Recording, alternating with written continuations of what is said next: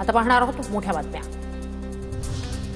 Rahul सोलापूरकरवर police योग्य कारवाई करतील, मुख्यमंत्री फडणवीसांची प्रतिक्रिया। तर राहुल सोलापूरकरच्या वक्तव्याची चौकशी सुरू, कारवाईसाठी सरकार मागे पुढे पाहणार नाही, अजित पवारांचं वक्तव्य। राज्यात जीबीएस आजाराचे 5 बळी, नागपुरातील 55 वर्षीय रुग्णाचा आयसीयूत उपचारादरम्यान मृत्यू, तर सांगलीच्या मिरजेत दोघांचा मृत्यू झाल्याची माहिती। तुळजाभवानी देवीच्या मुख्य गाभाऱ्यात तडे गेल्यानं चक्क जॅकचा आधार, जॅक लावलेला एक्सक्लुझिव्ह व्हिडिओ TV9 कडे, तडे गेलेल्या शिळांना काचा चिकटवल्याचा प्रकार।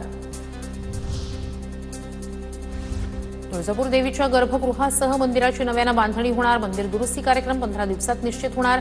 पुरातत्व विभागाच्या मार्गदर्शनाखाली नव्यानं मंदिर साकारलं जाणार, आमदार राणा जगजितसिंह पाटील यांची माहिती।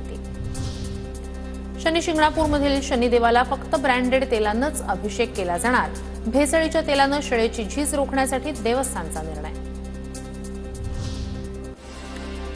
माजी पोलीस अधिकारी प्रदीप शर्मांना कोर्टाचा दणका, अँटिलिया स्फोटक प्रकरणात दोषमुक्त करण्यास कोर्टाचा नकार, मुंबई सत्र न्यायालयाच्या विशेष NIA कोर्टानं शर्मांचा दोषमुक्तीचा अर्ज फेटाळला। मुंबईतील न्यू इंडिया बँक पुढील 6 महिने कर्ज किंवा आगाऊ रक्कम देऊ शकणार नाही, ठेवीदारांना खात्यातील पैसेही काढता येणार नाहीत, रिझर्व्ह बँकेनं लादलेल्या निर्बंधांचे परिणाम।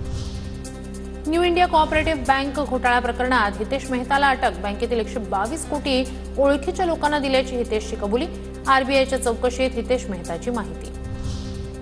शिवराज राक्षे आणि पृथ्वीराज मोहोळ यांच्या कुस्तीच्या निकालाची चौकशी होणार, पंचांनी दिलेल्या निकालाच्या चौकशीसाठी 5 जणांची समिती गठीत, 28 तारखेपर्यंत अहवाल देण्याच्या महाराष्ट्र कुस्तीगीर संघाच्या सूचना।